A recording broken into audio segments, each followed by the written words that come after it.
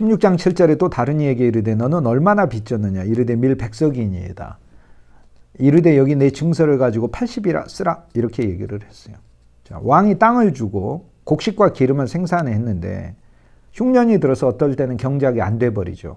그리고 심지어는 풍년이 들어서 왕에게 내야 하는데도 불량하고 그릇된 마음으로 거꾸로 빚을 지죠. 흉년이 들었을 때 너무나 후덕한 주인은 오히려 이들에게 구워주었죠. 양식과 기름을 더 주었죠. 그것이 또 빚이 되어 있지 않습니까? 그러니까 이 천문학적인 액수의 빚은 여러 면에서 축적된 것이죠.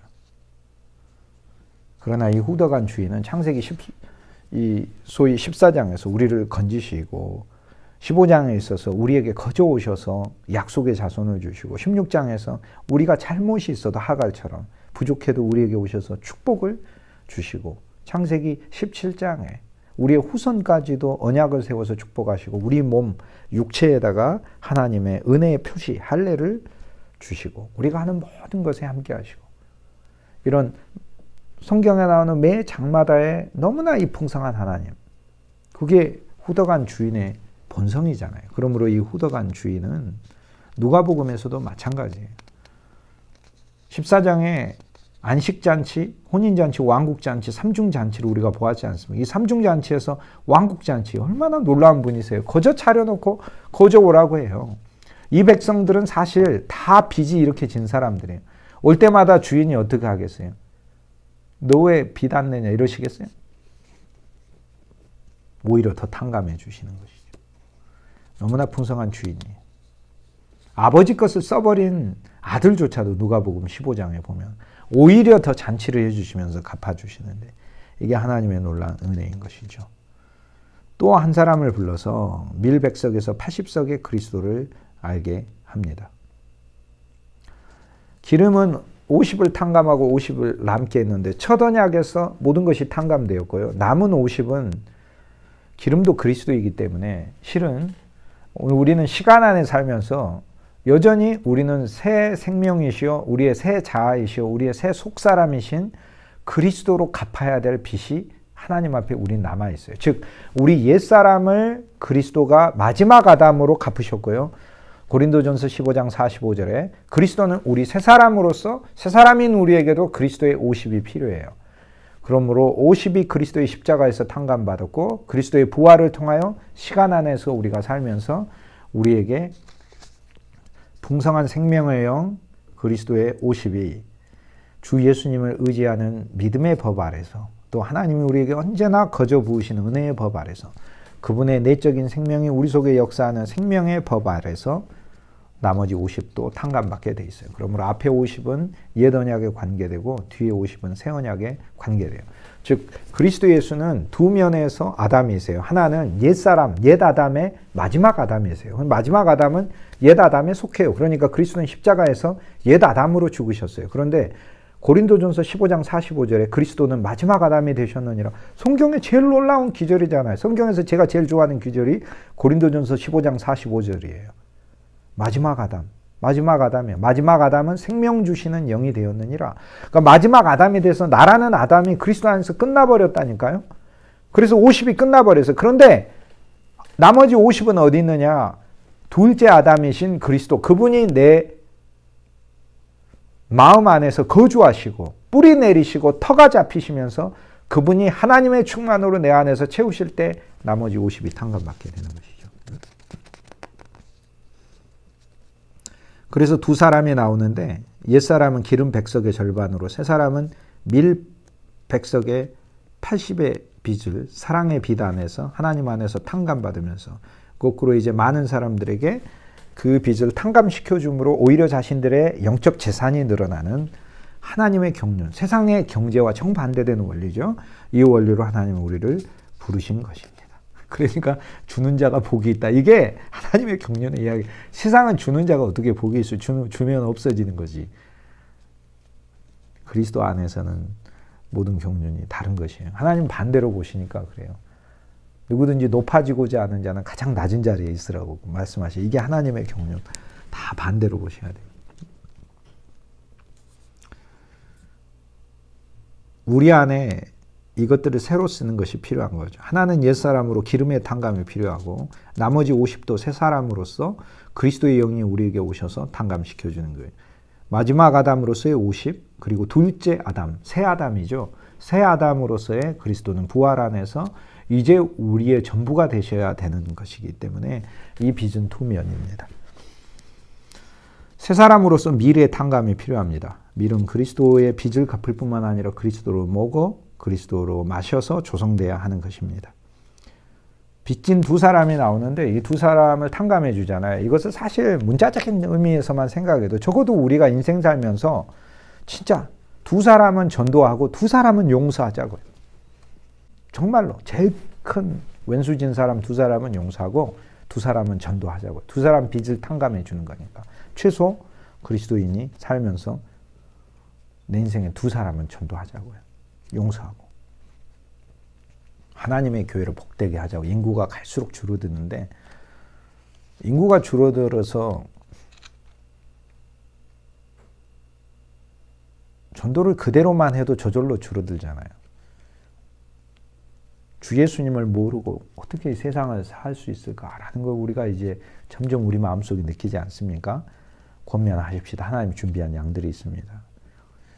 빚 가득 져가지고 죄악의 빚, 인생의 괴로움의 빚, 절망의 빚 가득 져서 살고 있는 사람들에게 주 예수 그리스도의 기름과 밀 양식으로 풍성한 청지기가 되어 이미 하나님 창고를 우리는 열 수 있는 그 열쇠를 가지고 있는 사람이니까 그렇게 되어 아는 사람들에게 가야 하는 것이죠. 하나님의 말씀은요, 바리새가 읽을 때마다 자기 의로 이루려고 하니까 다 빚이 돼요. 그러나 우리가 약속으로 하나님이 우리에게 성취한다고 그 말씀을 볼 때마다 우리에게는 거꾸로 이것은 전부 다 하나님이 주시는 선물이 됩니다. 기름은 50마리 탕감받았는데 밀은 80이 되잖아요. 이제 숫자 이야기를 한번 해볼까요? 숫자에 있어서 50이죠. 50은 성경에서 가장 중요한 숫자예요. 그래서 기름 50을 탕감받는다는 건 옛사람에게 있어서 적어도 옛사람의 모든 것이 우리는 탕감받았어요. 그리스도 안에서.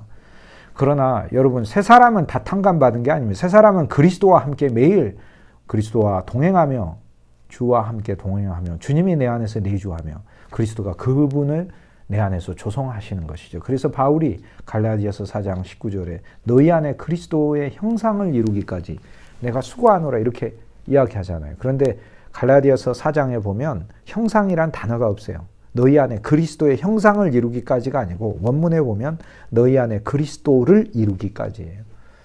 우리는 옛사람의 탕감 50은 이루어졌지만 그리스도가 이루기까지 이 50이 우리 안에서 주님이 역사하도록 해야 돼요. 첫 번째 사람은 빨리 앉아 쓰라고 해요. 기름은 빨리 앉아 쓰라고 얘기를 하는데 밀은 그냥 앉아 쓰라고 얘기해요. 빨리가 없어요. 밀에는. 없어요. 7절에 없습니다. 누가복음 16장 7절에 빨리가 밀의 탕감에는 없어요. 왜 그러죠? 기름은 순간 부서지는데 밀이라는 것은 기름보다도 이 만들어지는 과정도 그렇고 빵으로 또 구워져야 되는 것이고 밀은 으깨져서 바로 사용되는 게 아니잖아요. 기름은 바로 으깨져서 기름이 바로 사용되지만 밀은 으깨지고 그리고 갈아지고 나서도 불에 구워져야 되고 과정이 더 필요한 것이죠. 우리가 한 면에 있어서는요, 빨리 앉아서 우리의 것이 탕감받았어요. 그런데 한 면에 있어서는 과정이에요. 우리 일생 살 동안 정말 우리는 하나님의 더 탕감이 필요하고 하나님의 은혜가 더 필요하고 매일매일 하나님의 생명이 더 필요하고 주님의 긍휼이 우리는 정말 더 필요합니다. 그래서 한 면에 빨리고 한 면에 천천히예요. 이래서 한쪽에는 빨리가 있지만 한쪽에는 없습니다. 숫자 50, 희년의 그리스도를 만나는 거고요. 80은 무엇인가? 80석이 빚이 이제 남았잖아요. 80이라고 쓰라고 했으니까. 80이 성경에 레위기 12장에 나와요. 레위기 12장에 이스라엘의 어머니가 아들을 낳으면 40일 동안 불결하다. 그래서 40일 동안 예를 갖춰야 돼요. 하나님 앞에서 제사를 드리고 정결의 시간을 40일간 갖고 여자아이를 낳으면 40이 아니라 80일 동안 불결하다. 그래서 80일 동안 정결하게 되는 과정을 갖춰야 돼요. 그래서 앞에 14일 동안은 하나님 앞에 제사를 드리고 나머지 66일 동안은 근신하며 정결의 예를 가져요. 이것은 레위기 12장은 우리가 그리스도 예수를 만났을 때 우리가 여성으로서 우리의 심령이 주의 신부가 되기 위하여 사실 우리의 삶에 80이 필요한 것을 이야기해요. 40의 2배잖아요. 광야의 40, 그리스도가 시험을 이기시는 신약의 40, 구약의 40과 신약의 40, 율법의 40과 새언약의 40이 합쳐져 80이 되는 것이죠. 80은 부활 생명을 가리켜요. 그러므로 우리 안에서 여호와의 출생으로 80일 동안 정결케 되는 것. 그리스도의 부활 생명의 온전으로 우리의 삶이 주님 안에서 여자의 탄생이니까 그리스도의 신부로 태어나야 됨을 보여주고 있습니다. 구약에 나오는 그 레위기의 그 사건들은 이스라엘 백성들 보고 하라. 하나님이 이렇게 말씀하시고 일어난 거죠. 그리고 이것이 이루어진 것은 진짜 그것의 본질의 성취는 예수 그리스도 안에서 이루어진 것입니다. 예를 들면 내가 어렸을 때 우리 어머니에게 카네이션을 달아드렸죠. 그래서 효도가 일어났죠. 그러나 효도가 이루어진 것은 제가 이 세상을 살면서 우리 어머니 아버지가 자랑스러워하고 기뻐하는 하나님의 사람으로 사는 것이 이루어진 거 아닙니까? 인생이 이루어졌다는 이야기는. 결국 구약의 말씀도 마찬가지예요. 일어난 것과 즉 레위기 어떤 사건이 일어나는 것과 이것이 그리스도 안에서 성취되는 것은 연결되어 있지만 정말 중요한 것은 우리가 그리스도 안에서 성취되는 것을 봐야 합니다.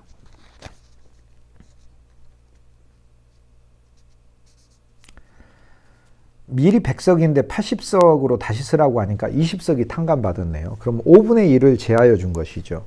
5분의 1을 제하여 준 것은 이것은 백성이 되었다는 것입니다.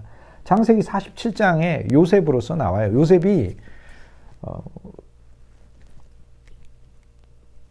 바로의 백성들의 땅을 삽니다. 흉년이 들었으니까 그들이 땅 가지고 있으면 곡식이 안 나오잖아요. 그러나 요셉이 7년 풍년 동안 곡식을 많이 비축해 두었기 때문에 백성들에게 다 사요. 처음에는 양도 사고 뭐 소도 사고 목축을 다 사요. 그 다음에 땅도 사요. 그리고는 그들도 사요. 그들까지 사버려요. 우린 창세기 47장에 이 사건이 우리한테 일어나야 돼요. 우리가 그리스도에게 와서 어설프게 우리 것이 많고 조금만 부족하면 주님께 아유 주님 이것만 주세요 이렇게 되는데 사실 한 면에서 우리 진짜 철저한 빈곤이 우리에게 있어야 돼. 그래서 다 우리를 다 팔고 사야 돼요. 그냥 우리를 그냥 그분한테 다 드려야 돼요. 그분의 양식이란 그리스도의 본질 자체잖아요.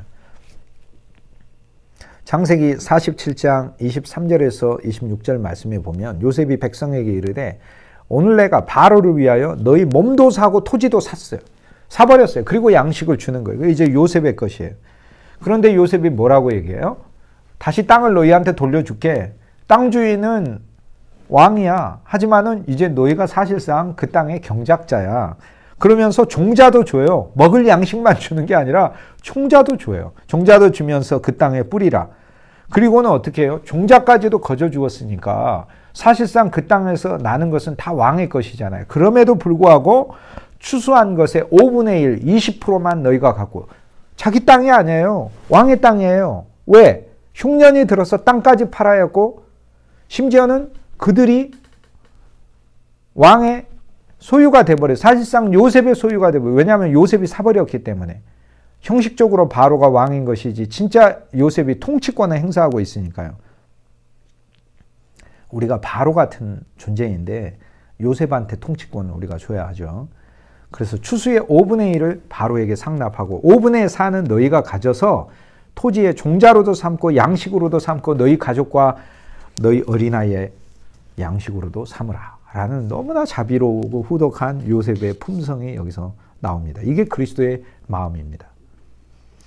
5분의 1을 탕감받는 건 그리스도의 백성이 되게 하는 것이에요. 주의 백성이 되게. 그래서 120석, 5분의 1이 탕감받고 80이 남는 것입니다. 이게 애굽의 토지법이다 라고 얘기하잖아요. 창세기 47장 25절에. 이것이 바로 애굽의 토지법이며 요셉이 애굽의 토지법, 즉 우리가 이 세상을 살면서 우리 모든 가지고 있는 그 기업에 대하여 하나님과 우리 사이에 우리가 하나님의 백성이 되어서 소유되는 법칙을 세웠다는 거예요. 5분의 1이 바로에게 상납되나 제사장의 토지는 바로의 소유가 되지 않고 오늘날까지 이르니라.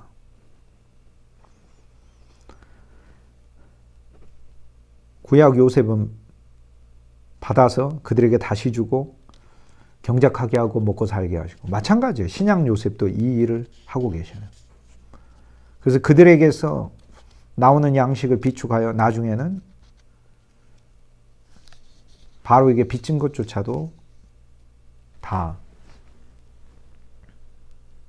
소유가 될 수 있게 해요.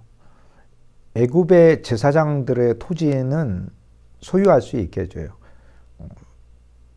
왜냐하면 우리가 하나님의 제사장이 되었을 때 바로 이것은 그리스도가 우리의 분기시요 기업으로 우리에게 와 있어요. 그러나 백성으로 돼 있을 때는 우리는 소작이니, 즉 하나님의 경륜은 사실상 이들의 신분조차도, 백성의 신분이 빚진 자에서 빚을 탕감받은 자로만 바꾸는 게 아니에요. 백성을 하나님의 자녀로, 공동 상속자로, 그리고 그리스도의 신부로 이제 다 갖는 소유자로 상속만 하는 게 아니라 그냥 아예 소유자로 만드는 일에 하나님이 우리를 부르신 거예요. 숫자에 대해서 그러므로 이야기하고 있는데 80은 부활의 8, 그리고 10 온전, 부활의 온전 안에 있게 하며 하나님의 백성으로 삼는 사건이다.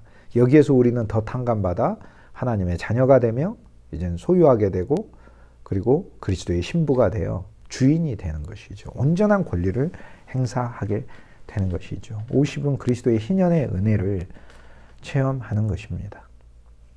다시 쓰라고 했는데 이건 숫자잖아요. 그러면 이 숫자를 그때 어떻게 썼을까? 그러면 예를 들어서 100 이렇게 돼 있으면 100을 50. 우리는 이렇게 이제 숫자로 쓰지 않습니다. 우리는 아라비아 숫자를 쓰지만 예수님 시대 때 아라비아 알려지게 된 것이 아니기 때문에 이 시대 때는 히브리어에 나와 있는 철자를 가지고 쓰고 헬라어에 나와 있는 철자를 가지고 썼습니다. 즉 100이라는 것은 코프라는 히브리어 철자죠. 이것을 50이라고 이렇게 쓰라. 이렇게 하는 겁니다. 이게 50이에요. 눈이거든요. 눈. N 발음입니다. N 발음. 히브리어에서 N 발음은 눈. N 발음을 내는 철자예요. 그러니까 이렇게 써놓으면 이거는 코프 100이고, 이렇게 꼭 피하고 갔죠. 이렇게 써놓으면은 그래서 막대기에서 양쪽을 꺾은 단어 같죠.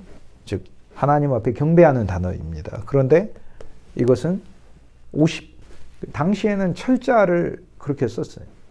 그런데 각 숫자마다 이 의미가 있어요. 히브리어는 철자가 숫자도 되고 의미도 됩니다. 그 자체가 뜻이에요. 하나의 뜻이에요. 100은 하나님의 풍성 충만을 말 그대로 가르쳐요. 코프는 바로 그 단어예요. 근데 눈은요, 뭐를 이야기하냐면, 여러분 여호수아 아시죠? 여호수아가 눈의 아들 여호수아잖아요. 여호수아 아버지가 눈이거든요. 눈이 바로 이 철자예요. 이 철자, 눈. 그런데 눈은 뜻이 뭐냐? 이 철자, 눈, N은 히브리어에 있어서 물고기예요. fish. 100을, 즉 하나님 앞에 전적으로 빚진 것을 50, 물고기로 쓰라. 이렇게 돼 있어요. 80은 무엇이냐면, 80이라는 단어는 100을 이제 80 이렇게 쓰잖아요. 80. 80이라는 단어는 패라는 단어입니다. 80이라는 단어는 프 발음을 내는 단어예요. 패. 근데 이 단어는 그 뜻 자체가 입이라는 단어예요. mouth.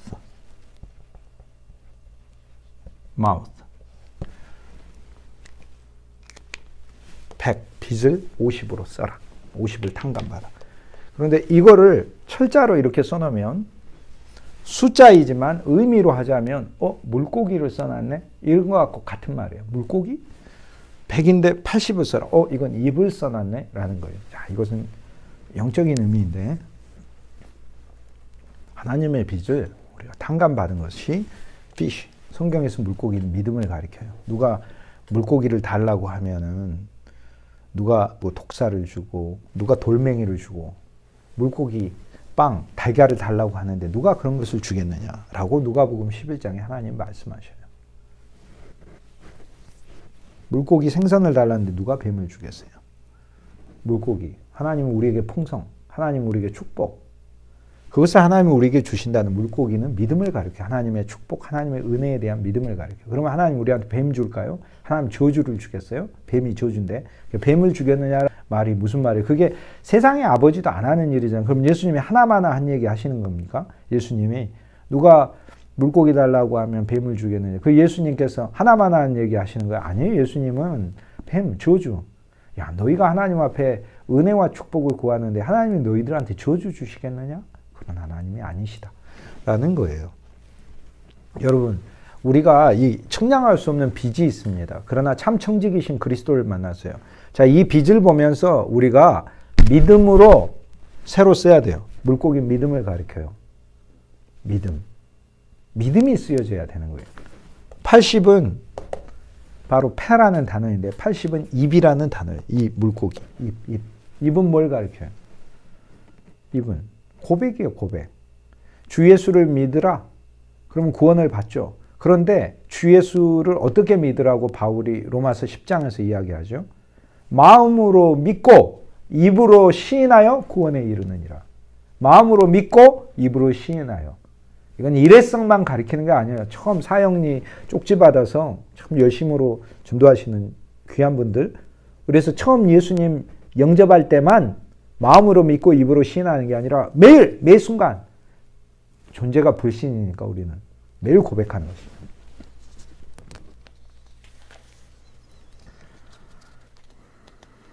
16장 8절에 그리스도께서 이 말씀하십니다. 주인이 이 옳지 않은 청지기, 불의의 청지기가 이를 지혜롭게 영리하게 행하였으므로 칭찬하였다라고 이야기를 해요. 본래 본성상 불의한 것은 제가 여러 번 설명했기 때문에 이건 여러분들이 이미 아실 거예요. 불의한 청지기. 왜 불의한가? 율법의 경륜 아래 있고 자기의의 경륜 아래 있고 세상의 경제의 개념으로 그리스도의 복음을 오해하고 있고 오히려 거꾸로 받아내려고 하고 있고 풍성에 나눠주는 주인의 목적에 뽑힌 청직이라는 것을 모르니까. 청직이 직책이 종하고 다르다니까요. 어마어마하게 큰 직책이에요. 그래서 불의한 청직이나 그러나 영리하게 하나님의 뜻에 맞게 지혜롭게 행하였다.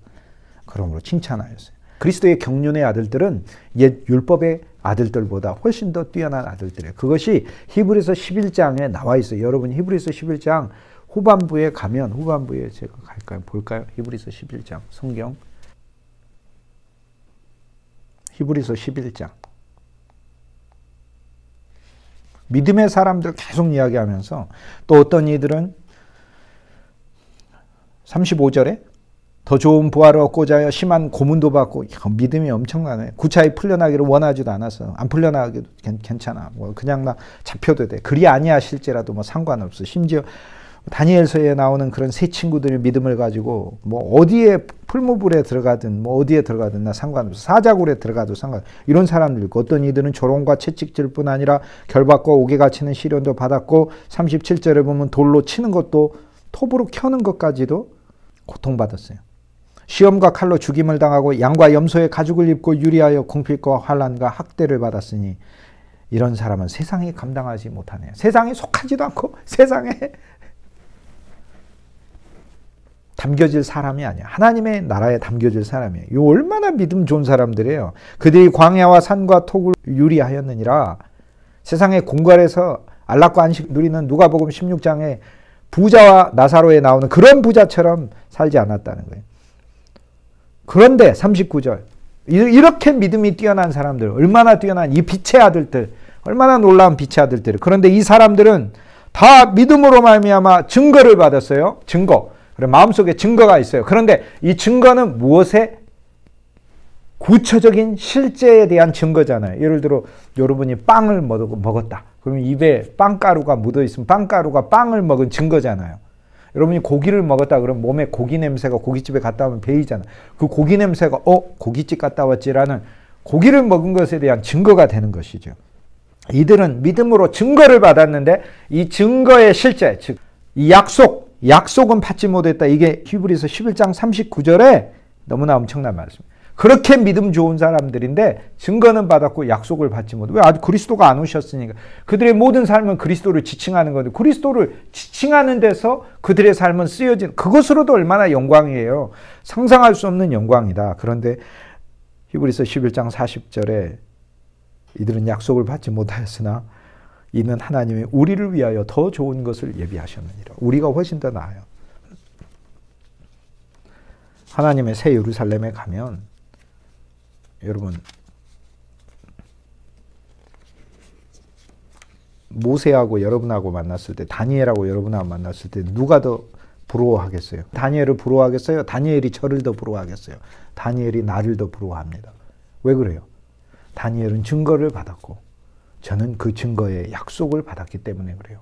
주 예수 그리스도가 내 안에 오시는 이 사역을 위해 다니엘은 나타내고 보여지는 모형으로서의 삶을 살았고, 나는 그리스도가 내 안에 진짜 오시는 실제 진짜 그 보물을 내가 소유했으니 다니엘이 나 만나서 동주 형제, 난 동주 형제가 진짜 부럽습니다. 그리스도가 당신 안에 오셨지 않습니까? 이렇게 얘기합니다. 여러분이 훨씬 더 구약의 빛의 아들들보다 더 복된 아들들이에요. 그런데 문제는 이 시대의 이 세대의 영원의 아들들이 돼요. 자기 세대의 하나님의 경륜에 지혜로운 자가 되어야 된다라는 말씀이에요.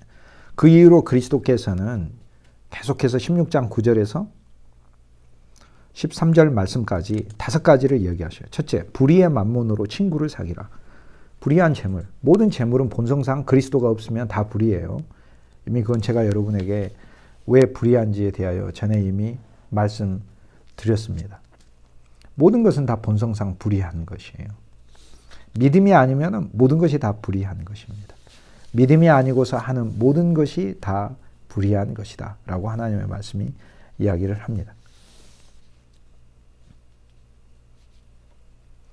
우리에게 주님께서 5가지를 말씀하시. 제일 첫 번째, 불의한 재물로 친구를 사귀어야 돼. 먼저 내 돈은 그리스도를 사귄다고 얘기를 했죠. 그래야 영원한 장막 새 예루살렘 안으로 우리의 재물들이 새 예루살렘을 짓는 데 쓰여지게 해라. 하나님은 그렇게 얘기하시고, 여기서 재물은 모든 것이에요. 우리가 하나님한테 얻은 거, 벌은 거 다. 여기서 재물이 밀, 기름도 재물이에요. 그러니까 영적인 것이든 육적인 것이든 다 하나님 우리에게 주신 물질적인 돈이든 다 친구를 사귀어야. 첫 번째 친구 그리스도를 우리 재물하고 그리스도가 친구 사귀어야 되고, 우리 재물과 그리스도의 몸이 지체들이 친구 삼아, 이웃들이 친구 삼아야 되는 거예요. 만나야 돼요. 두 번째, 지극히 작은 것에 충성되라 라고 얘기해요. 지극히 작은 것에 충성되면 큰 것에도 충성된다 라고 이야기를 합니다. 지극히 작은 것에 지극히 작은 건 뭘까요? 지극히 작은 게 제자들 눈하고 바리새인 눈하고 달라요. 제자들 눈엔 지극히 작은 게 돈이에요. 근데 바리새인 눈에는 지극히 작은 게 뭐냐면 예수가 지극히 작은 거예요. 예수 작아. 돈 그게 더 중요한 것. 그게 더 큰 거예요. 예수님은 여기서 지극히 작은 것에 신실해라 라고, 충성해라 라는 말은 신실, 믿음이란 단어라니까요. 믿음을 갖는다라는 뜻이에요. 지극히 작은 것에 신실하고 믿음을 갖는 자는 큰 것에도 충실된다라는 이야기예요. 지극히 작은 것은 바리새인 눈에는 그리스도가 지극히 작은 것이에요. 그리스도라는 것에 지극히 작은 그분의 속성을 알고 그분을 보고 그분이 이제 비로소 정말로 큰 것을 알면 큰 것에도 신실하게 돼요. 그런데 지극히 작은 것에 불의한 자는 큰 것에도 불의해요. 제자들에게는 돈이 작은 것으로 보여야 된다라고 이야기를 해요. 그래야 큰 것이 뭐겠어요? 참 그리스도죠. 그리스도의 본질이죠. 지극히 작은 자로 이 땅에 오신, 부스러기 빵으로 오신 그 그리스도에 신실하면 우리는 큰 것, 하나님의 모든 충만과 풍성에도 하나님이 우리에게 신실하게 하신다라는 것입니다. 성육신한 그리스도가 정말 작은 것이잖아요. 사람들 눈에는 한 사람으로 보여, 한 사람. 그런데 성육신한 그리스도, 그분에게 우리가 신실해. 그분의 삶이 무엇인가 더 신실하고 그분의 삶에 대한 내 믿음을 더 적용하면 적용할수록 정말로 그 안에서 많은 것을 받습니다. 정말로 큰 것, 하나님의 모든 충만과 풍성, 그리스도 안에 담겨진 모든 비밀을 알게 된다라는 거예요. 충성하면이라는 말은 믿음을 넣으면이라는 말로 여러분 이해하시면 되겠어요. 너희가 만일 불의한 만몬에 충성하지 아니하면 누가 참된 것으로 너희에게 맡기겠느냐. 세 번째, 자, 제일 첫 번째, 불의한 재물로 친구 사귀는 거. 우리 재물은 친구라는 그리스도와 형제들을 친구로 만나요. 두 번째, 작은 것인 그리스도를 만나고 재물을 작은 것으로 보라는 거예요. 그러면 큰 그리스도를 우리가 만나는 것이다. 그 다음 세 번째, 불의한 재물에 신실하지 아니하면 누가 참된 것을 맡기겠느냐. 그러니까 불의한 재물이 믿음을 늘 만나야 된다. 그리스도만 만날 뿐 아니라 그 불의한 재물이 충성해야 된다. 불의한 재물 안에 우리의 믿음들이 들어가므로 이제 그 불의한 재물이 본질이 아니라 참된 것, 즉 그리스도의 본질이라는 참재물로 하나님이 우리를 축복하신다. 그래서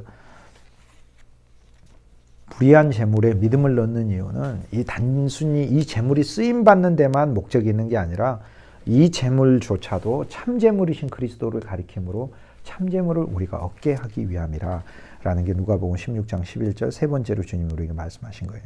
네 번째, 너희가 만일 남의 것에 충성하지 않으면, 자, 이제는 주님이 남의 것이라고 불러요. 다 남의 것이에요. 재물도 남의 것이에요. 여러분이 가진 재물이 여러분 것입니까? 남의 것이에요. 누구 것? 그리스도의 것이에요. 그러면 남의 것으로 인식하라는 것이, 그것을 남의 것으로, 그리스도의 것으로 간주하면 하나님께서 우리에게 우리의 것을 따로 주신다라는 거예요. 우리의 것이 뭐예요? 우리 기업은 여호와시라. 우리 분깃은 그리스도시라. 그리스도라는 것을 우리에게 하나님이 주신다. 거기에 우리의 믿음을 넣지 아니하면 누가 너희의 것을 너희에게 주겠느냐. 자, 청지기는 남의 것이죠. 이게 청지기의 생각이죠. 이게 다 남의 것이에요. 여러분 육신도 남의 것이 그리스도 것이에요. 여러분이 그리스도한테 빌려서 여러분 몸을 살고 있는 거예요. 그런데 참 그리스도께 속한 그리스도의 몸을 우리에게 주시겠죠. 다섯 번째는 집 하인이 두 주인을 섬길 수 없어요. 여기서 이 하인은 청지기가 만나는 사람들이에요. 그 사람들이 두 주인을, 청지기도 마찬가지고, 청지기도 한 면에서 하인이고, 만나는 모든 사람들이죠. 다 하나님 앞에 하인들이에요. 우리가 청지기로서 하인 의식이 있어야 돼요. 그리고 두 주인을 섬길 수 없다고 했어요. 세상은 섬길 수 있을지 몰라요. 세상은 섬길 수 있어요. 세상은 여기도 섬기고 저기도. 그런데 하나님은 섬길 수 없다라고 해놨어요. 왜냐하면 하나님 사랑은 묘해요. 들어오면 주 예수보다도 귀한 것은 없네. 이 세상 부귀와 바꿀 수 없네. 이렇게 이게 되게 돼 있어요. 왜냐하면 그게 사랑의 본질이라 그래요. 그게 들어오면 우리에게. 그게 들어오면. 하나님이 그렇게 해놨다는 이야기예요. 두 주인을 섬길 수 없게 해놨다는 이야기예요. 그러니까 두 주인을 섬길 수 없어. 그러니까 한 주인만 섬겨. 라는 율법을 말하는 게 아니라 두 주인을 섬길 수 없게 되어 있는 원칙이 작용된다라고 주님이 말씀하고 계셔요. 그래서 이를 미워하고 저를 사랑하거나 저를 중히 여기고 이를 경히 여기게 되게 되어 있어요. 우리는 이러한 생명의 법칙이 우리에게 작용하는 것이라. 앞에서 나오는 그러므로 우리의 재물이 친구 그리스도를 만나고 지극히 작은 그리스도를 우리가 더 알게 되고 우리의 재물, 불의한 재물이 우리의 믿음을 넣을수록 우리는 참된 것을 오히려 얻게 되고 네 번째, 우리가 가진 모든 것이 남의 것, 그리스도의 것이라는 믿음을 가지고 있으면 주님이 우리 것이라고 내세울 수 있는 하늘에 속한 우리 진짜 참 소유되는 것, 즉 백성은 왕의 것이 자기 것이 되지 않죠. 아들이 되고 신부가 되었을 때 자기 것이 되는 것이죠. 그것으로 하나님이 우리를 이끌어 가게 하시며 이러한 원리 아래 저절로 우리는 하나님만 사랑하게 하는 성품으로 가게 하신다.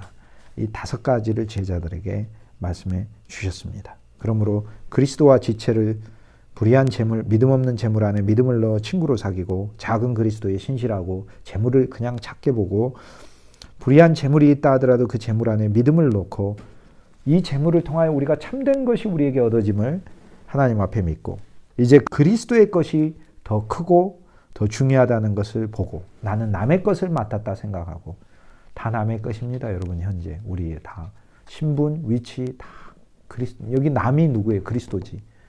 그리스도의 것이다 그 얘기예요. 그러면 그리스도의 것으로 할수록 그리스도가 내 것으로 동시에 만들어준다라는 거예요. 이게 하나님의 경제입니다. 마치 무엇을 넣으면 내 계좌에 어떤 다른 게 찍히는 것과 마찬가지인 것입니다. 우리 자신의 것으로 만들어주는 어디까지 이릅니까? 그리스도의 충만까지 이르게 됩니다. 그리스도의 그분 전부를 우리 것으로 주시는 것이죠. 그리고 한 주인을 섬기게 되어 있는 생명으로 나가게 된 것입니다. 이것이 청지기의 정신이다라는 걸 우리에게 가르쳐주고 있습니다. 그 다음에 이어서는 주님이 바리새인에게 말씀하시는 건데요. 바리새인에게 하시는 말씀은 다음 시간에 살펴보도록 하겠습니다. 바리새인에게도 5가지를 이야기하십니다. 새로 씁니다. 하나님의 말씀 성경 전체를 그리스도의 희년의 사건으로 쓰십시오. 누가복음 4장에 예수님이 희년을 선포하러 오셨다고 하잖아요. 50이 보이게 쓰십시오. 5는 은혜예요. 왜 5가 은혜냐면 요셉이 베냐민, 즉 어머니 아버지가 다 같은 형제가 베냐민이거든요. 아버지와 어머니가 다 같은 형제가 베냐민이에요. 아버지만 같은 형제들이잖아, 나머지는. 그러나 어머니까지 같다는 게 뭐야? 하나님의 모든 우리 안에 태어나신 본질까지 같은 그리스도의 구속과 구원, 이것의 온전한 성취를 가리키는 거죠. 베냐민에게는 5배를 줍니다, 양식을. 그냥 줘요. 다른 형제들에게는 많이 주고 2배 주는데 베냐민에게는 다른 형제들보다 훨씬 더 많이 줍니다. 그런데 5배를, 가져야 될 몫의 5배를 받았다. 그래서 5는 은혜입니다. 성막의 기본 단위가 은혜, 5를 가리킵니다. 우리 죄가 용서받는 번제단의 규격도 5규빗이에요. 지성소 하나님의 언약궤도 기본 5규빗을 쪼갠 2규빗 반, 2규빗 반, 2규빗 반 합쳐서 5규빗이 위줄 아랫줄로 기본 단위로 나오게 됩니다. 규빗은 여기 팔이죠. 이 팔은 인간의 팔 길이를 말하지만 헤브라이즘에서는 이 팔은 여호와의 팔을 가리켜요. 즉 어떤 길이가 하나님의 손에 의해서 온 것이다 라는 뜻이에요. 하나님의 손에 의해서 온 것이다. 그래서 이 팔 길이를 규빗이라고 부르는 것입니다. 그럼 우리가 어떤 규빗의 단위를 잴 때마다 이만큼 있으면 야 이게 여호와의 팔로부터 온 것이야 라는 게 헤브라이즘의 단위의 기본적인 인식입니다. 바리새인들에 대한 말씀 5가지는 다음 시간에 저희들이 살피도록 하겠습니다. 80 부활 생명으로 가득 쓰도록 하십시다. 그분의 백성이 되었습니다. 이제 그분의 아들 되었음을 그리스도 안에서 누리고 그리스도의 영원한 신부로 우리의 삶은 나아갈 것입니다. 모든 말씀들을 은혜 안에서 다시 쓰십시오. 빨리 쓰고 천천히 쓰도록 하십시다.